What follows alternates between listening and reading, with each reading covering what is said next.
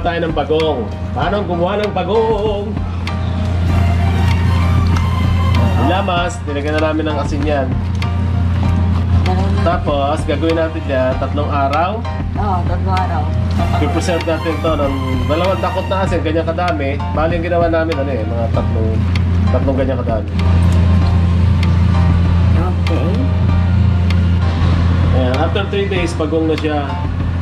Yung pagkabagong na, hindi pa siya ganong fan. Pero 3 days yan, nilamas na sa asin yan. Tapos, lagyan mo ng suka. Lagyan mo ng suka. Papakuluan natin siya sa suka. May asukal sa pamaya. Lagyan ng suka, madami. Ilang bote ba? Isang bote ko namin. Bali 1 liter. Okay.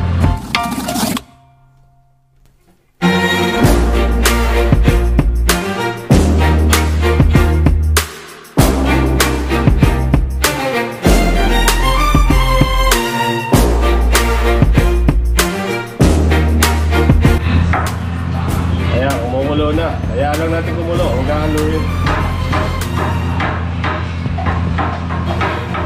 Hanggang sa matuyo ito, yung suka, at saka natin ito igigisa sa bawang.